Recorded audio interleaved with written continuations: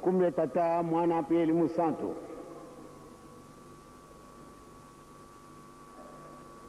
Tose to kaki ndenge tata pasera te ibiso.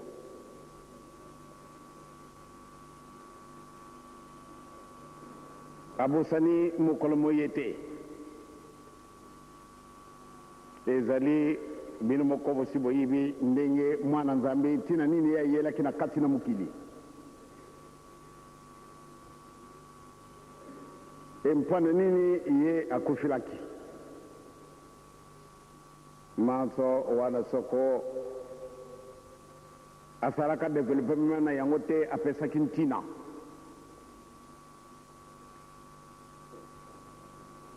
Mwana nzambe yake na mukili.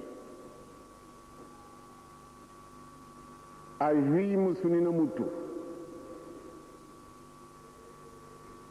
Na kanisi bobusani yangote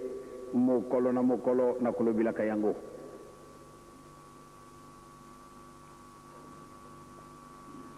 Awa na kati na mukili bele batumisatu babuta makana lisu mute.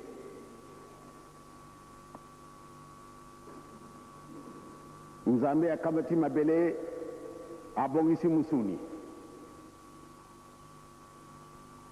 Musuni mango ndenge tobenye ye Adam.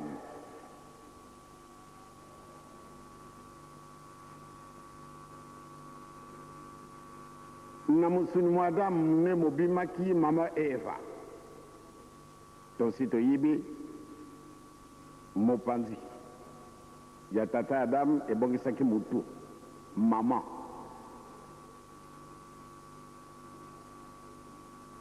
Donc bango bazala kina tina na lisu mute. Oya misatu nde ye oyo toki ete akufi asekwi. Nkolo Yesu. Kasi kukamwa. Iye nkolo Yesu.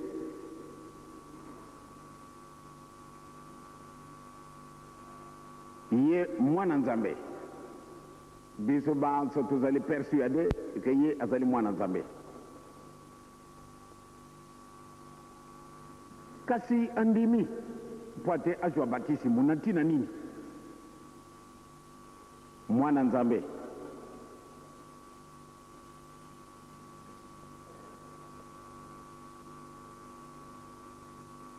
Akitakia wanakati na mukili ndenge tositu ibili yango nangu ya elimu santo. Donc Yesu azalaki na lisu mute. Kasi akei na mai. Esika Yohane azali ko batisaka batu ye ajui batisibu. Na tina nini? Ye azali lisu mute. Donc loko nini ilungweki da pai na ye. Nzembo epesinga ba jeune epesinga passe koreki. Ale koreki. Yema nzembo boyembaki. Nakolela na binu. Yesu ayaki mpoate a sauvé biso bantu. Bato oyo basalami nzambe alubi ete tosala mutu na lolenge na biso. Bato wana banani oyo nkolo Yesu andimaki liwa asekwi simana liwa poate a sauvé banani. Est-ce que ndenge tozalaki na bandeko na biso ba juif lobi awa? Est-ce que ayelaki mpo abate ajwaki loposo na bango kuna? Ou bien azalaki na choix na bato oyo bakoko kozala sauvé e bato mosusu batikala bele ndenge wana?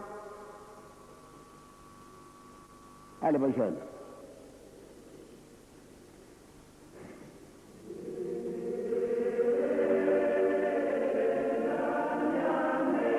Nzembo wana yuko pesa kanga ima uwa.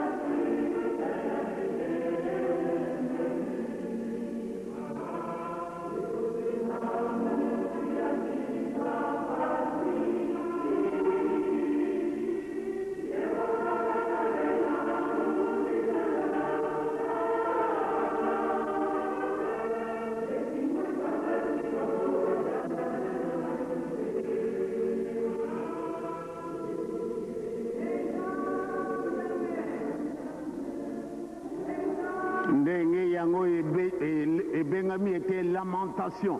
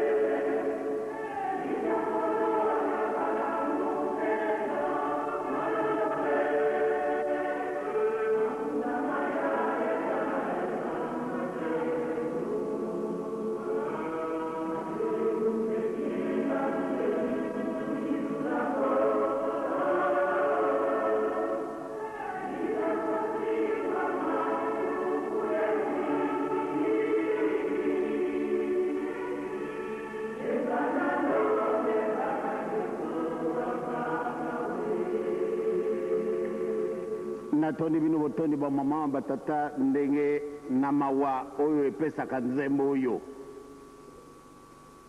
Mais soko totali nakanisi solo likambo ezali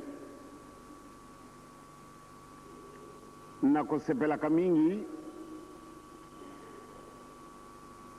na ntango wana elekaki tata aza koloba ete malamu nde okuma na Australie nazalaka koyiba ntina te pamba te na yibi malamu ete Australie ezali musika. Kasi curieusement nzambe asalaka likambo na ye tango yango soko ekoki. Nasi nalobaki na bino yango le 12 mai 1980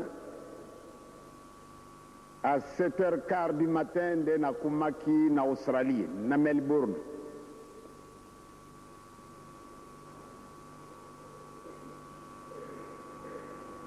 Namiyokelaki avant na bandeko na biso balungwaki epai na epai une forte délégation de 32 personnes. Bango nyonso bazalaki français, bazalaki anglais, bazalaki allemand, bazalaki américain, bazalaki japonais, bazalaki coréen pe bazalaki na kati na délégation wana.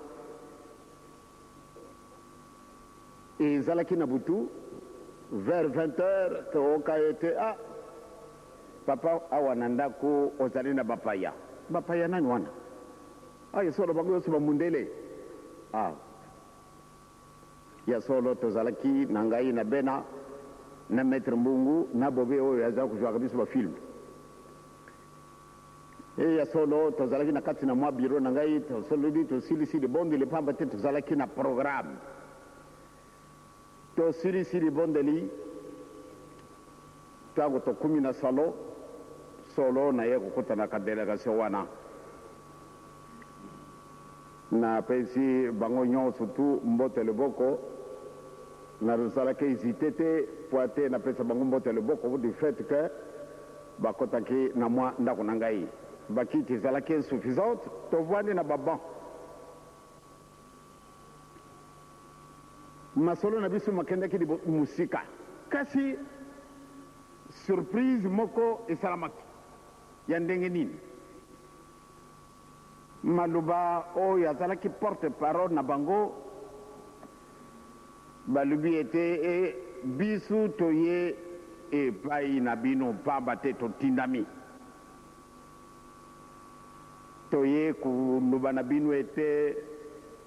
bino bato mwindu bozalaki bato na boloko 4400 ans sikasika wa boloko na bino esi esili. Likambo yango ezalaka na biso mwa makasi. Bobe maître Mbungu bena bango nyonso bazali bana na mayele bato bayekoli mingi. Likambo yango mpe esali bango mpasi tozalaka prisonnier pendant 4000 quoi. Et libération na biso ezalaka ndenge nini? Est-ce que tosalaka peine na biso à l'expiration de la peine nde balibere biso ou bien ezali libération conditionnelle? Likambo wana esalaki pasi ezalaka réellement tourment na biso makambo ebele maloba maka.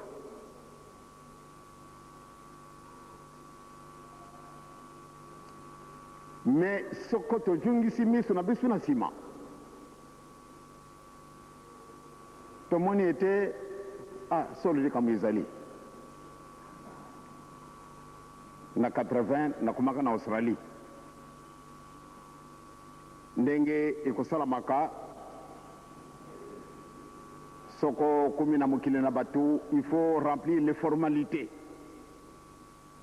Tozalaki ko remplir formalité na kati na erogar sikasika wa baoyo tozalaki na bango na avion moko bakimi mbangu na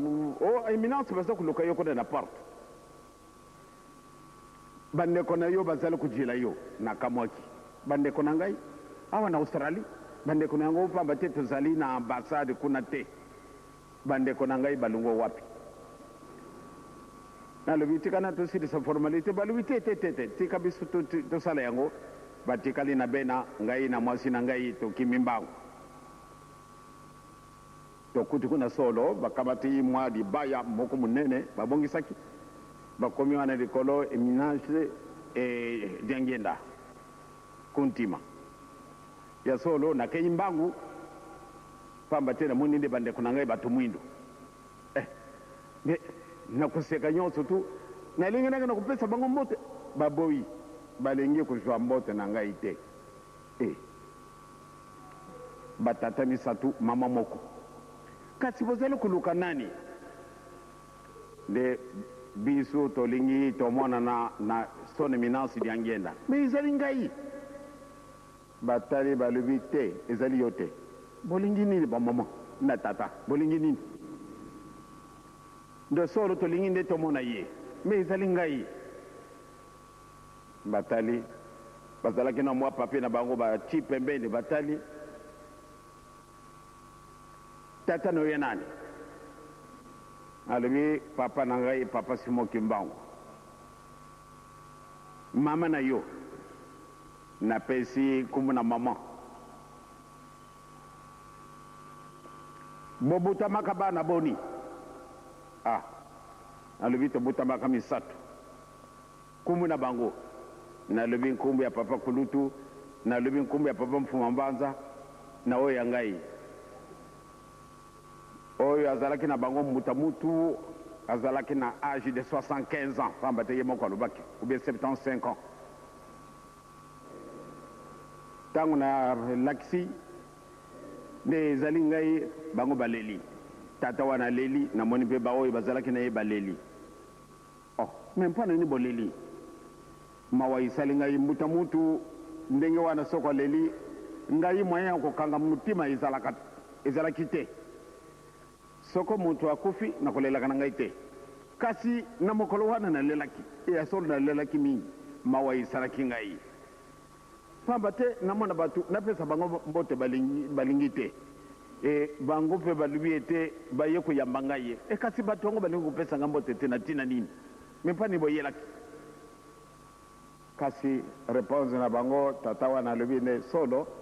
yo olobi nde yo ozali mwana tata Simoki Mbangu biso toyibi tata na yo kasi ndenge nini binu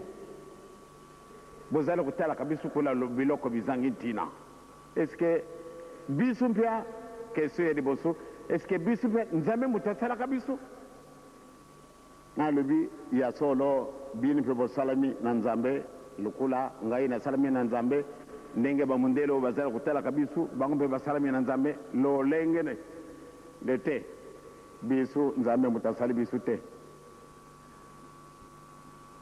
binu bokokanisaka nde tata Simoki Mbangu ayaki mpo na ntina na binu kaka na kati na Afrique mawa biso koko na biso azali nani bikambo yango etungwisi ngai bango baleli bango mine baleli bien ngai mpe nabimisi mai na misu na ntina na mawa namonaki mwasi na ngai mpe atali ngai aleli bena mpe aye atali papa azali kolela bato oyo mosusu tokoye kokuta baye kokuta biso babandi kolela ye mpe mosware ekamateli biso sambo toleli mais à la fin de fin to se ressaisir nalobi bapapa na yo mama ya solo muntu azali image ya nzambe me muntu yango ye nzambe asalaka azalaki nani wana inutile naloba na bino yango likambo yango ndenge baye kopesa nga matuna ya solo esalaki nga pasi bamundele wana balobaki ete yo muntu mwindu l'homme noir était prisonnier pendant 4400 ans sikasika wa boloko na bino esi esili circonstance oyo esalaki nde boloko na biso esila est-ce que libération conditionnelle ou bien to purger peine na biso batata bamama l'homme image donc biso nyonso tozali awa tozali banzambe pamba te tata nyonso abuti mwana wana azali ye tata donc soko nzambe asalaka mutu na lolenge na ye toyebi malamu de tata adamu na mama eva bango bazalaki mabele lokola yo na ngai na si nalobi ete bango bazalaki na lisumu te yesu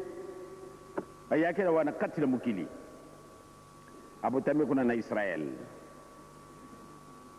atikalaka na silence na ye mbula tuku misatu nsima na silence abandi mosala mwa ye nzambe alingaki boye ntango na ye ekukaki akangami bake kotia ye na kuluzu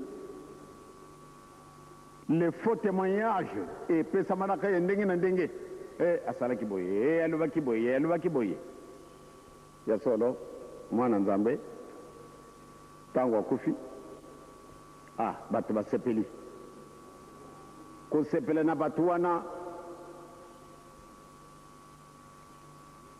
me nsima na mikolo mibisatu ndenge tosi tozali na fete yango ezali fete anniversaire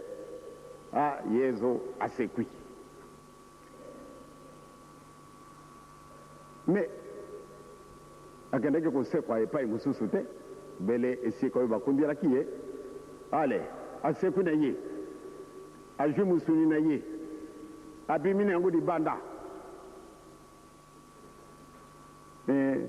maoyo maloba maka ezali ntina te pa te toluba yango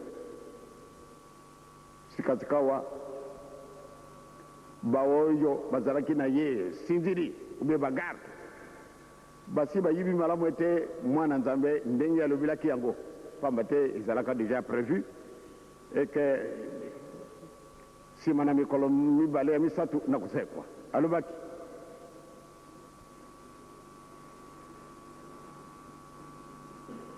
me sikasikawa alungwi na kati na ndako ya liwa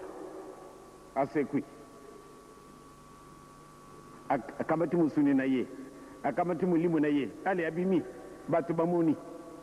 kasi esika nini bobokaki nini lisusu ne bakangaka ye baoyo bakangaka ye baoyo babomaka ye oyo basalaka jugement les accusateurs même bazalaka présent mais mwana nzambe abimi na mabele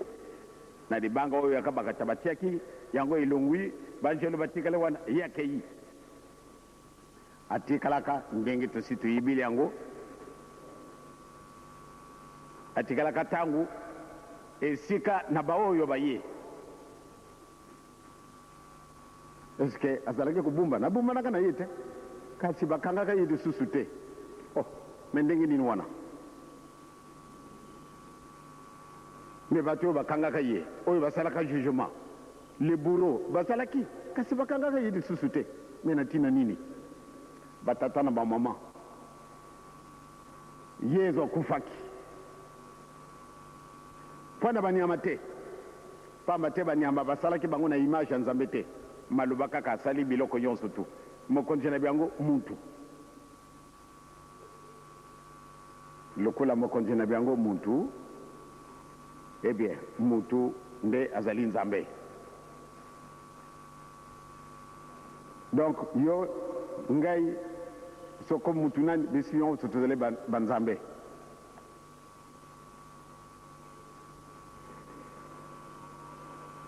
lituna moko nazwaki na bandeko na biso bapigme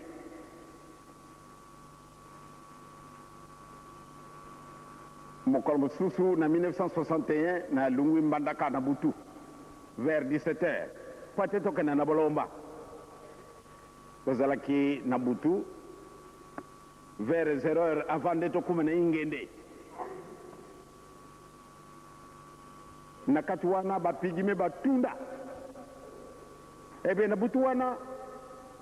tozalaki na mutamutu bolia ebe sikasikawa vers 0h tozali na kati na voiture totala kuna liboso bato batunda bolia banja lubi tokanisi barebele ubie bapigime ayaya bakobomba biso boli abangi alubiete ngai bakoko bamanga di kamote kasi soko bomi mutoyo ngai ne na baby ngai na tali batio surtout wada bazala kina bamakonga makandi tumayena chauffeur amala mbeto sala marche arrière un peu tout sala demi tour et kuna na sima bamuso babimi donc basali réellement barrage bon ici que totelami bamususu babimi bamususu fai boy moyen kufungula voiture pour être tout na bango nini pas moyen et bien na kolenga sikasikawa bapigme baye contouré voiture sévèrement ah binu banani ngana lobi boli ya kuluba nanu te kwamba te tamususu bazali mesho bakusala bisudi kambu ngana lobi na lobi nkumu na ngai tangu anda tsalake na bapreno na bisu diangenda Joseph mwana papa Simo Kimbangu batu yonso tu wana bakitisi makonga litune na bango eske bisu mpya nzambe mutu asala kabisu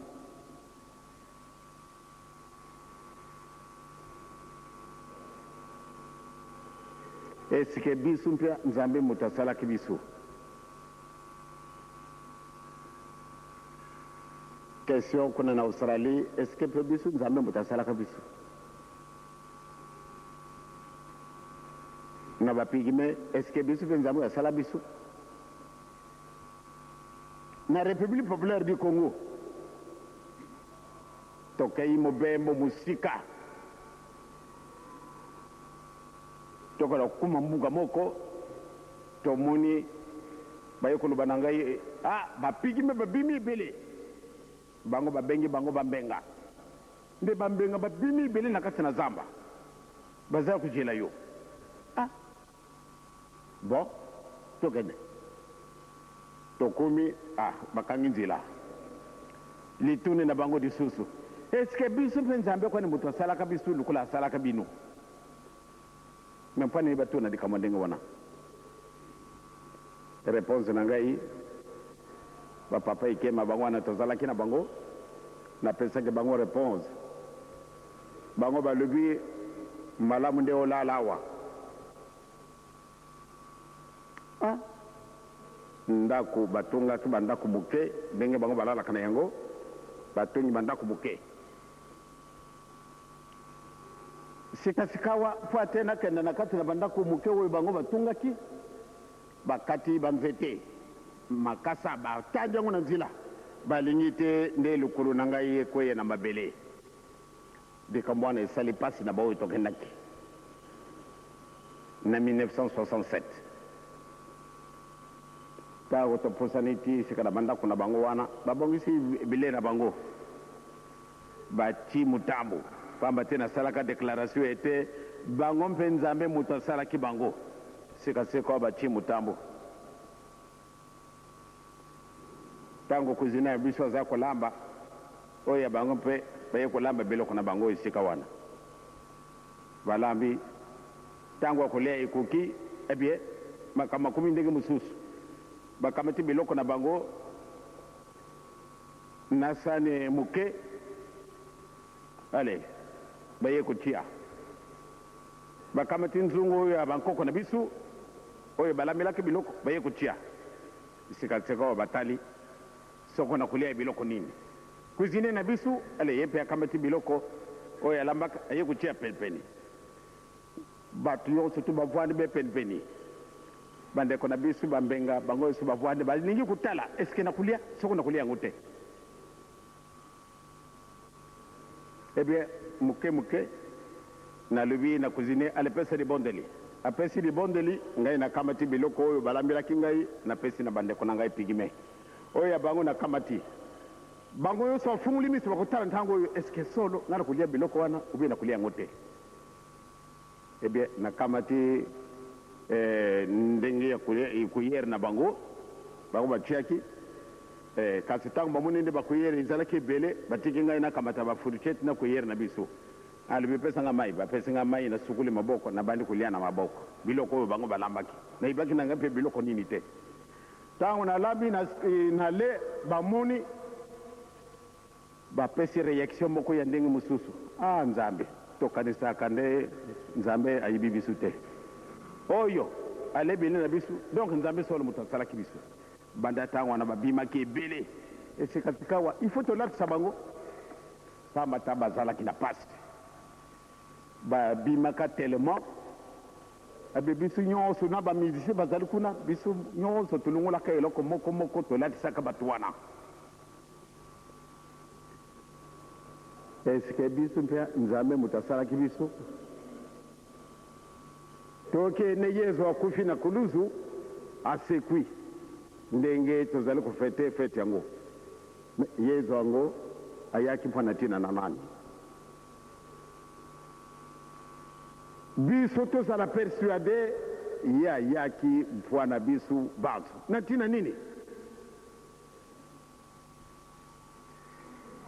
Likambo oyo tovandili awa nani ayibaki? Nabutami na kati ya mwa ndako ekilongo, papa kuluta butami wana, papa mfuma banza butami wana, ngambe na butami bele awa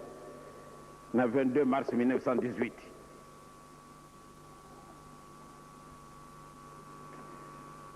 Soko Yesu apesaki mukumba wana na papa te netina nini toya kutunga kaba katandako oyo.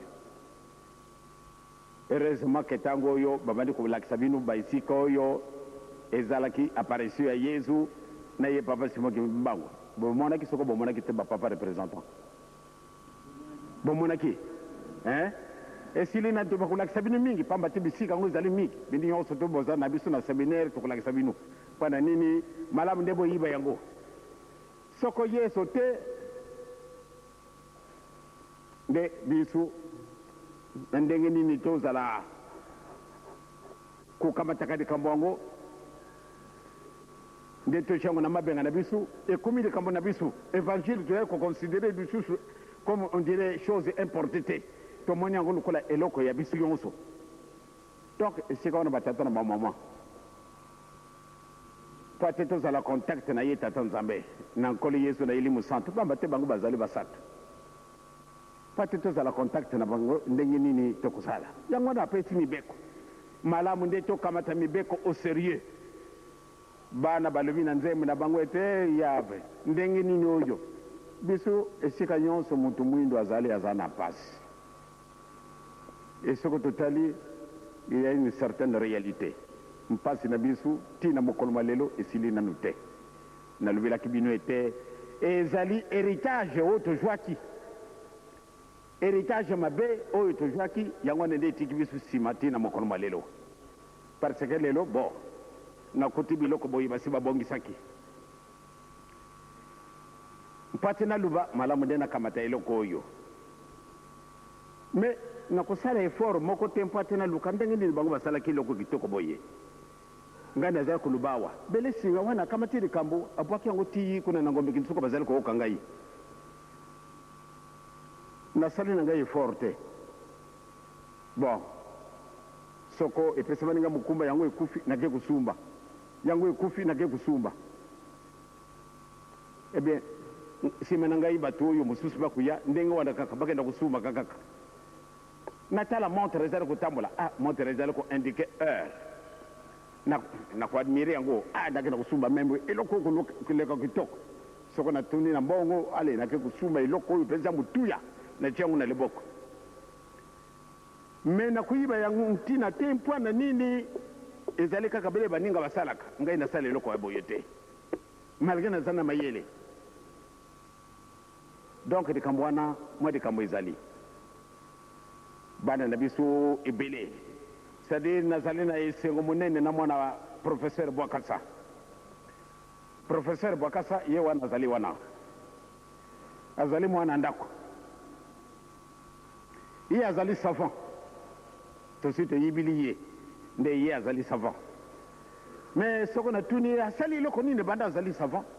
nakanisa koloba asa na ye rien. Pourquoi? À cause de mauvais héritages oyo tozwaki toko effectuer des recherches te mais lui akusalaka ba recherche mingi la recherche scientifique azali mosika kasi mpo te bongiseli likambo moye te ezali kaka ye moko basava batundi kasi bakosalaka eloko te eloko nini ezangi biso donc soko tokoeffectue recherche spirituelle te tokotikala bele boye pamba te ti lelo tozali kaka ndenge wana tokosala na biso effort te toyiba ndenge nini basalaka mwa moswara oyo moye te e soko totiki yango na wana mabele quelque temps ekomi yango mabele e biloko oyo kitoko soko yango etikali awa quelques mois omoni nde ale ekomi kochunga mabele meme ezala acier mais base na yango mabele kaka est-ce que biso tokolokaka nzela ete toyiba ndenge nini basalaka montre oyo ya solo tokei na putu tosali université tokodécroche badiplôme de toutes sortes de doctorat kasi tokosala eloko te mais likambo nini wana yango wana toluka yesu alobaki malamu boluka liboso bokonzi na likolo maso makopesama na bino est ce que biso tokolukaka bokonzi na likolo ya solo tolobi ete tozali bachrétien oui d'accord être chrétien ezalako likambo te kasi est ce que vous appliquez réellement oyo mundimi pamba te tozali bachrétien balongolaka biso eloko yesu azwaki batisimo malgré azali na ye mwana nzambe abutamaka na lisumu te kasi azwaki batisimo na ntina nini batata na bamama tokokenda mosika te pamba te ntango na biso ezali kokende malamu nde tomitia mpenza na kati na mibeko parce que nakanisi ezali premier escalier tolanda nano mibeko soko tolandi mibeko ndenge napesili bino bolingo mibeko misala makambo misato oyo ezali résumé tout makambo na biso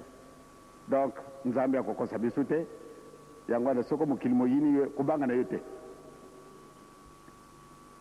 bato nyonso bakokozala meme soko grand féticheur grand franc-maçon grand rosicrucien tout ça ne dit rien moto akofinga ye azali te mais soko bomoni ete yo ozali kembangise bakofinga yo bakomona yo lokola eloko ezangi ntina pourquoi lelo surtout ngai balobi bon Diangenda c'est un grand sorcier Diangenda mais c'est un grand franc-maçon ou bien un magicien ou bien un rosicrucien mais bato nyonso wana balingi ngai te bongo nga nazali nani meme baoyo balubi ete bazali bachrétien oyo tokanisi ete nazali chrétien onamoni moninga tozala fiere pamba te malamu nde tofaire rebondir la présence divine entre deux personnes c'est-à-dire deux chrétiens que ce soit catholique protestant kimbangiste orthodoxe etc malamu nde to présenter la véritable physionomie de Christ parce que nous sommes les oiseaux de même plumage or que c'est le contraire ezali komonanaka il faut tozala na haine Diangenda nasalaka nini ya mabe nakokendaka na ndako na motu te kasi kofingama mokolo nyonso tu malamu moto yango tosala ye boye ce sont des chrétiens bochrétien na biso wapi yango wana batata na bamama tobanga te mpamba te tomemi solo tokolonga na komi na tata mwana mpe elimu santu amen tobondela onkomi ya tata mwana mpe elimu santu maloba oyo elungwaki na kati na bomoi tosi tolowokaki ndenge bateyi biso banda na mibeko soko bakamati mpe kuna na Matayi soko bakamati mpe kuna na Petro ya mibale nyonso tosi tooki tika te mango ezwa esika na kati na mitima na biso tokokisa mikano na yo ndenge na bolingo na bino ezali tosengeli kimia na njutu mpe na mosuni na biso mulimu na mosuni biekangani esika moko tosengi biango kimia na kati na mokili mwa biso kimia na kati na Afrique Europe Amérique Asie Oceanie tosengeli kimia na komi na tata mwana pia elimu santu amen